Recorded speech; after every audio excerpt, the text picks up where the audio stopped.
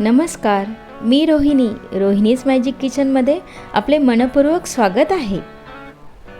आज आपण मौसूद लुसलुशीत असा सर्वांचा आवडता पदार्थ गुलाबजाम हा 60 जणांच्या प्रमाणात अचूक असा योग्य प्रमाणात कसा बनवावा हे पाहणार आहोत आणि त्याचबरोबर मी काही टिप्स पण सांगणार आहे। चला तर मग पाहूया त्यासाठी लागणारे साहित्य। इथे मी 500 ग्रॅमचं गीट्सचं पॅकेट घेतलं आहे। यामध्ये 80 ते 90 गुलाबजाम सहज होतात। 10 बदाम कट करून घेतले आहे। 1 चमचा वेलची पूड घेतली आहे। 1 चमचा साजूक तूप घेतला आहे। ह्या कपाने मोजून 2 कप दूध घेतलं आहे। मी इथे पाक बनवण्यासाठी ठेवला आहे। 500 ग्रॅम गीटच्या पॅकेटला 1.5 किलो साखर लागते। मी 1.5 किलो साखर एका भांड्याने मोजून घेतली आणि त्याच भांड्याने साखरेच्या समप्रमाणात पाणी मोजून घेतलं आहे।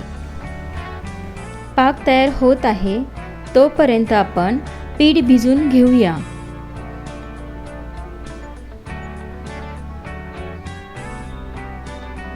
आपल्याला थोडे थोडे दूध घालूनच पीठ भिजायचे आहे। जास्त दूध घालून आपल्याला पीठ मऊ करायचे नाही, तर हाताने मळून मळून पीठ मऊ करायचे आहे। त्यामुळे गुलाबजाम करताना भेगा पडत नाही।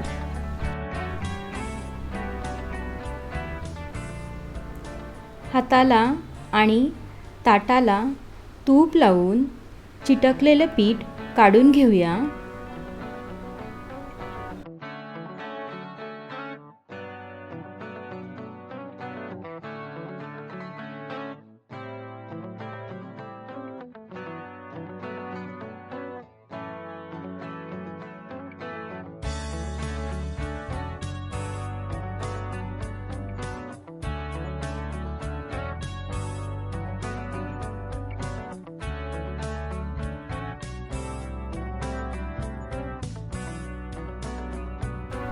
हे पहा, आपलं मऊ पीठ भिजून तयार झालं आहे। आता आपण हे पीठ 10 मिनिटं झाकून ठेवूया।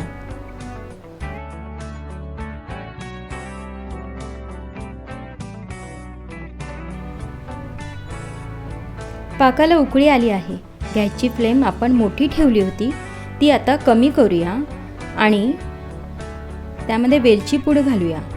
आता आपल्याला 15 मिनिटे पाक मंद आचेवर शिजवायचा आहे आणि नंतर बंद करायचा आहे। मी तेल गरम करण्यासाठी ठेवलं आहे। तेल गरम करताना गॅसची फ्लेम 5 मिनिटे मीडियम ठेवायची आहे। नंतर तेल मंद आचेवर गरम करायचे आहे, कारण जास्त गरम तेलात गुलाबजाम तळले तर आतून ते कच्चेच राहतात। तेल गरम होईपर्यंत पिठाचे गोळे करून घेऊया। हे पहा, पीठ छान मऊ झालं आहे। आता आपण याचे छोटे छोटे गोळे करून घेणार आहोत।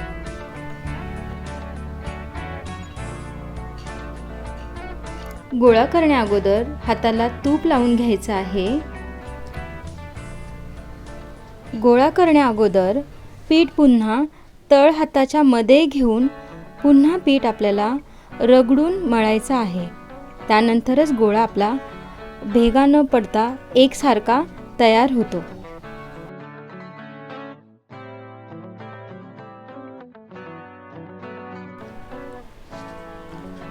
हे पहा, एकही भेग न पडता छान असा गोळा तयार झाला आहे। अशाच प्रकारे सगळे गोळे आपल्याला तयार करून घ्यायचे आहे।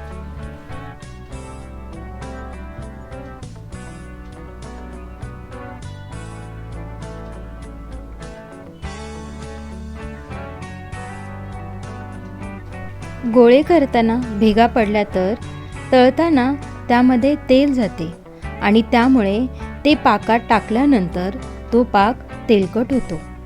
म्हणून भेगा न पडता गोळे तयार करायचे आहेत। अशा प्रकारे थोडे गोळे तयार झाले आहेत, ते तळून घेऊया। तेल पण आपलं गरम झालं आहे. तेल गरम करण्यासाठी गॅसची फ्लेम आपण मंद आचेवरच ठेवली होती, ती तशीच ठेवायची आहे. गुलाबजाम हे आपल्याला मंद आचेवरच तळायचे आहेत, त्यामुळे तो आतूनही तळला जातो.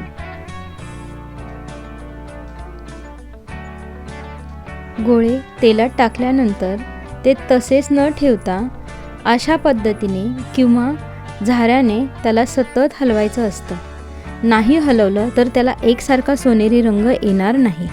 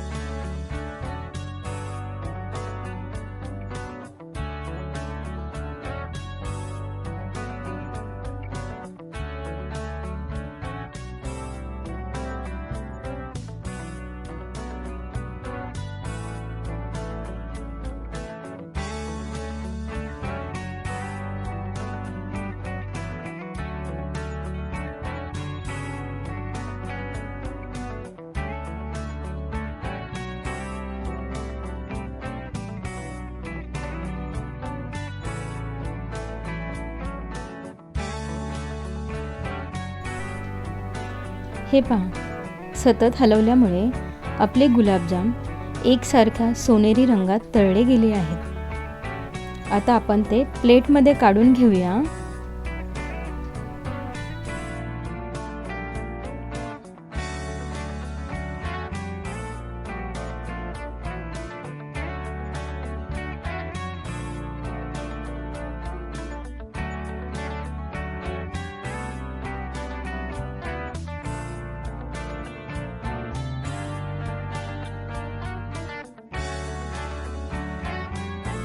हे तळलेले गोळे लगेच आपल्याला पाकात घालायचे नाही. 2 ते 3 मिनिटे हे आपल्याला असेच ठेवायचे आहेत.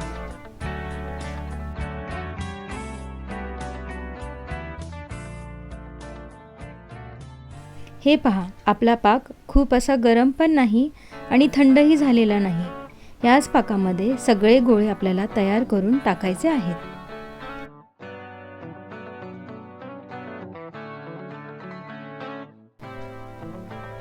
हे पहा, अशा प्रकारे आपले सगळे गोळे तळून तयार झाले आहेत. आपण ते सगळे पाकात घालणार आहोत.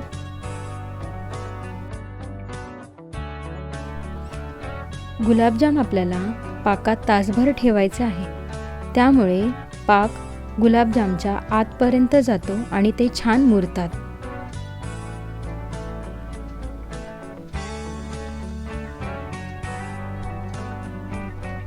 त्याच्यावर आपण झाकण ठेवूया आणि 1 तासानंतरच त्याला उघडून पाहूया.